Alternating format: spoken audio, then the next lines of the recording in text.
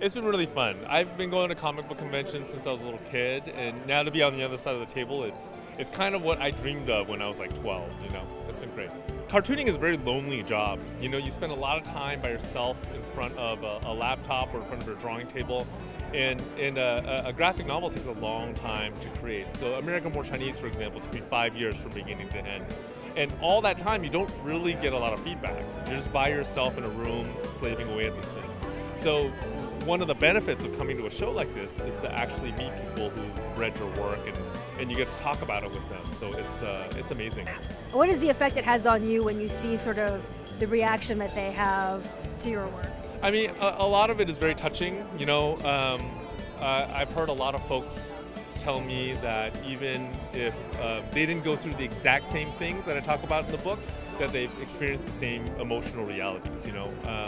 My book, American Born Chinese, it really is about the Asian American experience, but it seems like it connects with a lot of folks who are just immigrants' kids, regardless of where their parents are from. You know, it seems like the food might be different and the language might be different, but the emotions are the same. It's a little bit more of an unconventional career choice as an Asian American. You know, how did you kind of really pull yourself through those challenging moments?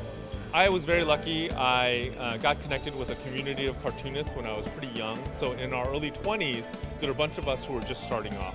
You know, maybe half of us were Asian American, and we would get together at somebody's house every week. We would look over each other's work. We would give each other tips about what kind of tools to use. I never went to art school, so I kind of think of that period of my life as art school. And I don't think I would be doing comics today if I hadn't found that community. It really was about like connecting with other people who are on the same sort of journey. And what would your advice be to those who really look up to you, they aspire to be like you? What's the advice? I think anyone who wants to get into comics, you gotta find a community. Like I said, I don't think I could have done it without a group of friends that were doing the same sort of things, you know? And you could do this at conventions like this. That's how I met these people. We were at a convention, all in our 20s, and at an after party, I connected with some of them, and we've been lifelong friends ever since. So find your community. That's my biggest piece of advice. What's the response been like to American Born Chinese, which is obviously something that's very top of mind for many of your fans right now? Yeah, it's been kind of nutty.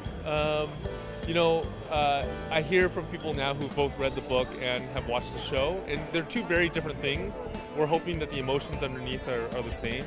It's been very gratifying to hear, especially with the show. It seems like they're families who watch it together, and it's the beginning of a discussion for some of them, which has been great. I watched it with my family, so I get it. I get it. It's very well done. Well, you know, right now it's an exciting time to be in comics. I think we're seeing something of a comics renaissance. You know, when I was growing up, all we ever had were superhero comics. And now there are all sorts of stories being told in comic format. So if you're somebody who feels like you have a story inside of you, consider telling it as a comic book, because right now we need as many different voices as we can get.